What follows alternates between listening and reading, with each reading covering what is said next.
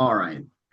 Uh, Judy, you're welcome, and thank you for sharing the article on the algorithm raising your son, the rise of the digital father. I want to appreciate you for that. And to every audience that will listen to this conversation on the digital father, I have with me Judy Chu, a researcher and an author, well versed in the area of boys development. And today we've been holding this conversation on the rise of the digital father. And Judy, your work shows that boys deeply crave meaningful human connections. In the age of what I call the digital father, how is algorithm influence disrupting a boy's natural ability to form those relationships? Oh, that's a very good question. And as you said, my work, and actually not just my work, but several studies of infants show that, all humans are born into relationships with an inherent capacity and desire for close, responsive connections with other people, and that they need those not just to survive, but to thrive throughout their lives. And so that's something that, the way that we need food, the way that we need water, we need human connections that are in which we feel seen and heard and known. We need to be able to relate to other people. That's how we learn. That's how we grow and how we become and get a sense of who we are. And also our place in the community. So, I mean, human relationships are absolutely essential to healthy social and emotional development, but also to physical health and to mental health. And so these are all really important things that are not just developmental milestones, but are just, to achieve in some sort of, objective way. These are things that are just it's the stuff of life. It's the things that make us happy. It's the reasons we have for living, right? The things that bring us joy and also bring us struggle, but it's all a part of the human experience. It's a part of our lived experiences. And so I think one of the concerns, and that kind of comes from, it's not like we went out, we're not trying to and this is what I appreciated about your article. We're not blaming technology for bringing on all sorts of problems. There are certainly advantages and benefits to using technology. It allows us to some extent to also to connect, right? But Yeah. what's happening is that, as you point out in your article, when it replaces human interactions, there's a cost to that. There's a personal cost. And for Good. boys, especially young boys, but also I would argue for adults. I mean, if you were to replace all of your in-person relationships and interactions with artificial intelligence, you would, I mean, we would experience that on a very, very fundamental and basic level. We know, we have an automatic, instinctual ability to detect even when people aren't responding in sync, right? We know we have kind of a BS detector. We crave, human beings crave authenticity and reciprocity. We don't want Yeah. people just to repeat back what we said. We don't, we want, we benefit immensely from the complexities that come only from person to person interactions. And so, That, like, if you were to, replace, let's say we were typing to each other and all of a sudden you replaced it with AI responding, both of us would at some point realize I'm not talking to a real person anymore. So again, like I said, we have these kind of BS detectors in the sense that we know when something's not authentic. We crave that authenticity. And there's so many things about being with another person that fulfills us in ways that artificial intelligence really can't do. And so, I mean, even if you were to think about like if you had a robot taking care of a baby, that yeah. baby is not going to thrive. It might get some things like nutrients, like because yeah, you can put food in front of it or you can feed it and things like that, but it wouldn't thrive in the sense that we've come to understand is essential to well-being. And that again, it comes back to having the opportunity to build, meaningful, deep connections with other people in which we feel we can know somebody for who they are as a unique individual and that they can know us for who we are as a unique individual. Oh, thank you for sharing your thoughts on that. We often reframe this as screen time or attention problem, but I see it as influence problem. What happens to a boy's identity when his primary source of guidance is an engagement optimized algorithm rather than consistent human mentor? That's a great question. And I think that I might ask you just to say a little bit more about how you're distinguishing between attention and influence, because I think that's a very interesting Yes. Yes, distinction to make. absolutely. Absolutely. So what we're saying is this is an influence problem now, but they are seeking this attention from the AI. So what I'm asking is, what happens to a boy's identity when his primary source of guidance is an engagement optimized algorithm rather than a consistent human mentor? Ah, okay. No, I see that's a great question. So I think one of the things that happens when boys and boy, and it's again, it's not to question that boys have these concerns that they bring. It's natural to have questions. It's great that they do, and the questions are often very good ones because as we move through life, where there's a lot of uncertainty, and so we're looking for guidance. Like, what's this supposed to? How is it possible for me to be in the world with other people? And Yeah. again, I think you and I would both argue that asking another person would be, especially someone within your community, who knows you, maybe knows your Yeah. family, maybe knows your neighborhood. They are probably best positioned to give you advice on how to navigate through some of the obstacles or challenges, or just even to answer some of the questions like, how do we do this here? What do the people that, who are like me, who care about me, how do they do things?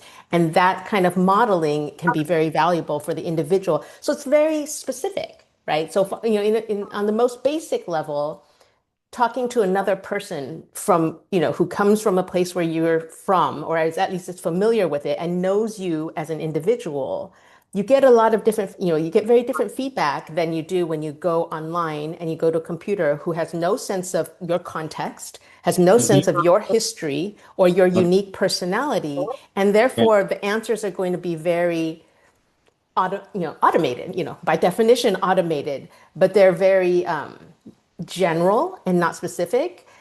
It's indiscriminate. They don't know you, right? It's unaccountable. They don't care about you or what happens to you. It's even in some ways, and I guess this isn't surprising, but it's dehumanizing because it's not considering the complexities and the nuances and the potential for human individual growth, right? So it's just giving you a True. flat answer, and so it's not going, again, it's not going to be fulfilling. It's not going to be satisfying. It may not even be effective advice. And even though humans can also give, make mistakes or give bad advice, at least they can take those things into consideration. At least there's kind of a thoughtfulness, Yeah. when you're interacting with somebody you care about them, they care about you, and they are at least trying their best to find a good fit in terms of the advice that they're giving to you. And so I think those are some of the things that boys, if they end up having to seek advice from an algorithm, that's going to get lost in the process. Because again, this isn't somebody who doesn't know them, who doesn't care about them, and who isn't considering their unique situation. And so, yeah, it can, they can give general advice like, oh, if you have a headache, take Tylenol. But they can't give Yeah. you advice like, oh, if you're struggling because, your father is this or your mother is this and your siblings are this. They can't take into account all those factors that make you you. And so again, the response will not be as helpful probably, and it won't be as satisfying. And they're also, it's not just the transaction of asking for help, but it's also what you carry away from that, even that specific problem solving situation. Because then what young men come away from after that kind of exchange is, gosh, when I have a problem to solve, I don't have to solve it alone. I can count on somebody who is going to try to give me good advice. And even That's if the it goal. wasn't right, and even if it isn't perfect advice, that kind of sense that they're not in the world alone, struggling on their own, is also valuable in and of itself. So it's not just about having someone to help you solve a particular question or problem. It's also feeling like you're experiencing the world and living your life in connection to other people who care about you. And it's a two-way street. It's mutual. Like you're going to help them out, they're going to help you out. And that makes everything feel more worthwhile, I think. And it gives Yeah, people a sense of purpose and meaning. absolutely. Absolutely. That was well shared. You've written about the crisis of connection in boys. Do you think this always on digital presence, I mean, the digital father, is making it harder for boys to drop the mask and show their authentic self?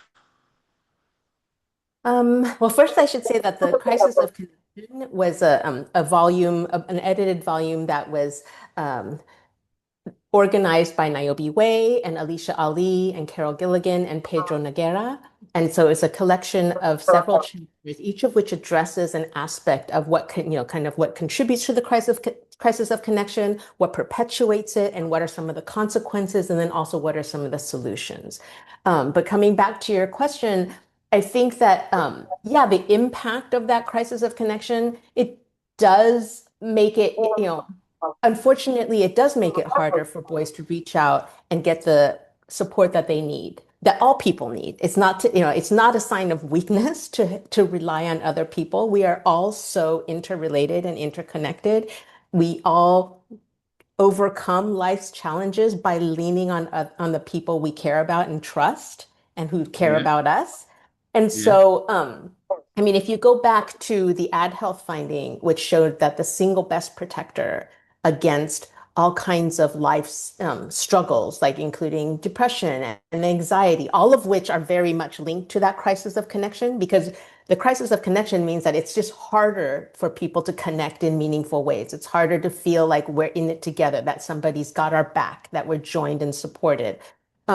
But the single best protector against the anxiety around not having those connections is being able to have at least one close confining relationship. So even if boys are feeling like, you know, what they're finding online or maybe what they're finding among their peers is not meeting their needs, if they have a trusted mentor or, an advisor or a teacher or a parent or an uncle or, somebody that they can talk to about it, not necessarily like in a super, super serious way, but just someone that they feel like is there for them, that they don't have to navigate this alone, that alone was the single best protector against both psychological and social risk. And again, that is something that AI is not going to be able to provide, right? AI is available the way a dictionary or a calculator is available. When you have a specific question, it will give you a specific answer, but it doesn't support you in the way that a human relationship does. And I think that the crisis of connection, one of the things that contributes to it is very much tied into, like you were saying, like having to wear this mask. And when boys are told they have to project a certain image of masculinity, and they learn, which is actually socially adaptive because society is telling them to project this image, they are promised relationships and connection. But what they find is that when they put on that mask, those relationships and connections that they crave become more difficult to establish and to maintain. And so one of the things that my research shows is that when boys are motivated to conform or to put on that mask or to project an image of masculinity that we know as familiar because it's hegemonic masculinity, is that kind of be a man, tough guy, emotionally controlled, do everything by yourself. They don't project that image because someone told them to. I mean, if it were that simple, parents would be very, very successful. Like, oh, all I yeah, need to do is tell my kids to do this and they'll do it. They don't do it simply because society tells them to. They do it because they're motivated, again, by that inherent capacity and desire to connect. They want the relationships that they're promised will happen if they project that image. But that very image kind of turns things against them and makes it harder for people to relate to them and for them to relate to other people. So it gets in their way. It perpetuates the crisis of connection, which is mm, it's like a bad trick, right? They kind of get tricked into a bad bargain. They do this thing for the promise of the relationships, but doing that thing actually makes it harder for them to develop those relationships. And so Wow. Wow. It's been very great section that we'll be having on the digital father. At Boys Mentoring Advocacy Network, BMAN, we believe we may be the first generation of parents and educators competing with digital system for developmental influence. Do you see this as a turning point, a moment that demands urgent action? I think, I mean, without, I mean, I don't want to feel like a sense of panic because I don't think we make good choices when we panic. Okay. But I think there is definitely a sense of urgency. I think that we are in a historical, political, social time when there's a lot of, I mean, life is always uncertain and there's always a sense of insecurity. But right now, we have a lot of leaders and influencers who seem to be really looking out for their own interests as opposed to taking care of their people. And that's everywhere. There are adults who are not acting like adults, and by that I mean, taking responsibility, being accountable for themselves and other people. And I think Mm-hmm. that that creates a real sense of uncertainty and insecurity for kids, for young people especially, right? Because as they're kind of going through these developmental stages where they're figuring things out, they're not sure, about their futures. They really need adults who are to kind of lend a sense of stability, not predictability, because again, it's hard to predict things, but just a sense of like somebody's going to be there. They're going to help, they can't solve the problems for them, but they can stand by them and help them to make sense of it, help them to think through their options. And sometimes there's no good option, but the very sense of being able to talk it out with somebody helps the problem to feel more manageable, right? If you can Mm-hmm. talk about something, all of a sudden you're not being crushed by it. If you can give a name to it, it helps you to process it and helps you to, or there is a professor at Harvard named Bob Keegan, who talks about adult development. He says, like, we advance from one stage to the next by moving from being subject to something where it's just kind of overwhelming us and affecting us, but we can't do anything about it, to taking it as object, being able to reflect on it, being able to have words to talk about it and to think Mm-hmm. about it. And it's a shift in perspective that can actually be very comforting. So it's not that you ever gain control over our situation, but at least it reminds us that we can gain control over how we respond to that situation. And our ability to respond effectively has everything to do with whether we feel like we can lean on, again, rely on other people to be there with us, to see it with us, to not deny it when we say, oh, this is very strange. If someone tells us, if we say it's something strange and they say, oh, no, you don't know what you're talking about, that's not very helpful, right? But if they say, yeah, there's a lot of things that are going on, it's confusing, it's sad, or it's infuriating, whatever. But for someone else to see it, as one of the boys in my study said, just that sense that someone else understands and can relate is very comforting. And that's how we help each other through our lives and move through the world, right? Not by solving each other's problems. Because if you think about it, when you go to a friend, when you have a problem, you don't really want them to say, oh, so easy, let me just tell you what to do, right? What you want is for them to listen and to say, Mm-hmm. yeah, that's hard, or Yeah. that, or that really, that's a real bummer. And for them just to be there. And so sometimes the problem doesn't get solved. But again, knowing that somebody understands and is listening to you and values you as a person and respects you, those are all things that are very important for healthy development. And those are all things that AI cannot do. Not in a meaningful way. Sure, AI can parrot back to you and say, "Oh, I understand," but it's not a real person. So it doesn't have the same impact as having a real person whom you respect and trust tell you, "I hear you, I value you, and it's going to be okay, not because we're going to solve all the problems of the world, but because we'll get through it together." So I guess it comes Yeah. back again to that connection and knowing that you're together and not alone. That can make a real difference, I think. That's why it's artificial intelligence. It's still That's artificial. That's right. Exactly. Exactly. And because it's an artificial intelligence, the connection also feels artificial, That's right? true.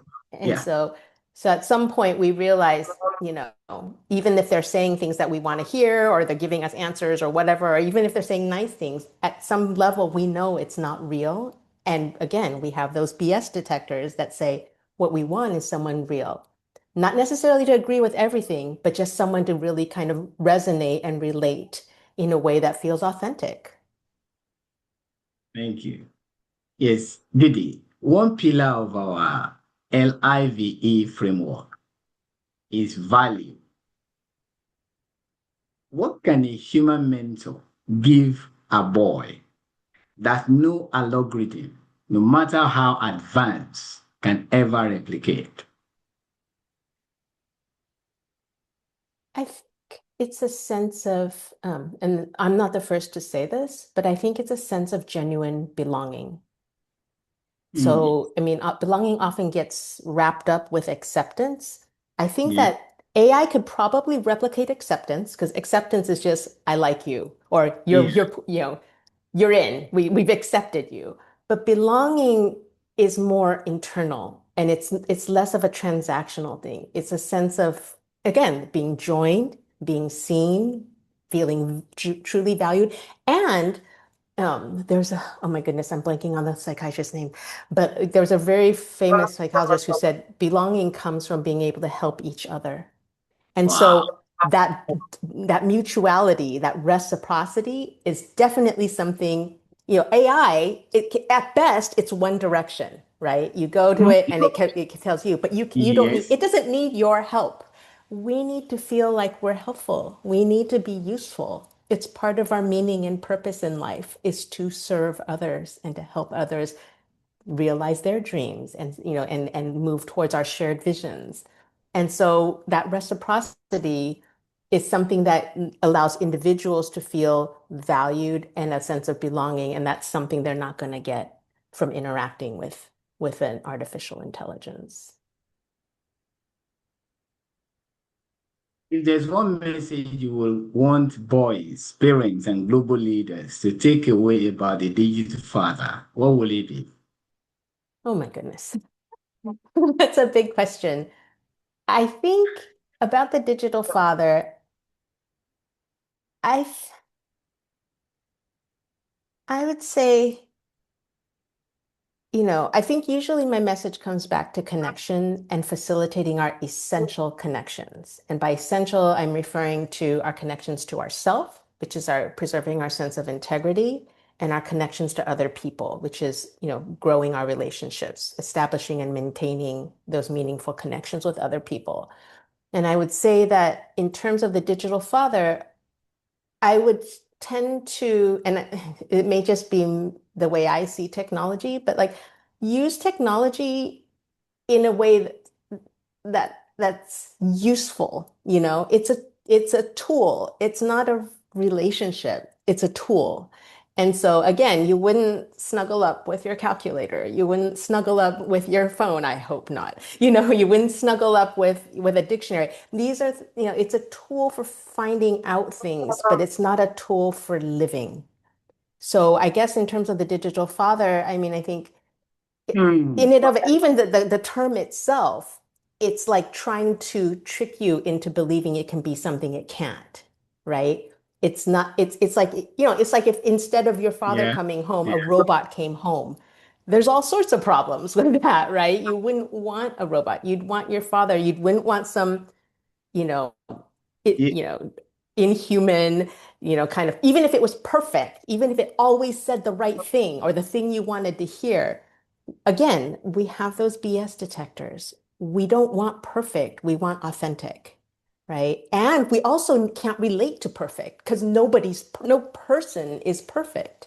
And so the inability of the digital Yeah. father to be relatable, that alone is a huge red flag, right? Because we need to know that, gosh, it's okay if I have questions. It's okay if I'm struggling. It's okay if I make mistakes because I know these real people in my life who did that, and I still respect them and I admire them and I trust them. And partly it's because I know they're imperfect and yet they still try to be good that I trust them.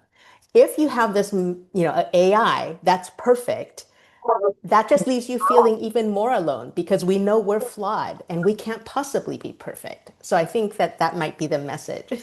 I don't Yeah. know. I didn't say that very concisely, but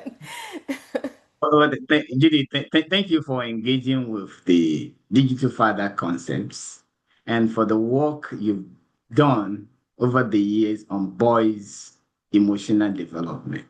This conversation is part of a growing global dialogue we are convening about the Boys Future Boys Challenge coming up in May. Why is it important for global institutions to collaborate on this issue now? oh goodness. Because as you've pointed out, it's everywhere. It's not just one country, it's not just one population or subgroup. This is something, I mean, the thing about the internet being available everywhere is that its impact then hasn't, it has an impact everywhere. And in like we said, I mean, in some ways that's a very positive impact. And in some ways, it's not. And that's another thing that is distinctly human to do is we need to decide, how to use it in the ways that it can benefit us and how to not use it when it hurts us or it detracts from things that we need to experience firsthand or that we need to keep in our lives, right? I mean, again, like I was saying earlier, I know it's a ridiculous example, but like if we said, oh, you know what, you can just have a robot raise your baby, take care of your baby. I would hope that most parents would say, that's okay. I want to be there. I mean, the whole point is to experience it and to experience, and it'll be hard and there will be struggles and there will be conflict, but that's a part of living. I mean, why would we kind of, assign everything that makes life worth living? Why would we assign that to an artificial intelligence that wouldn't appreciate it anyway? You know what I mean? And so it's like, Uh, we still want to, yeah, you could take a virtual walk on the internet, or you could go outside and actually, see the trees and see the flowers and hear the birds. I mean, so there are a lot of things that could be done, through technology.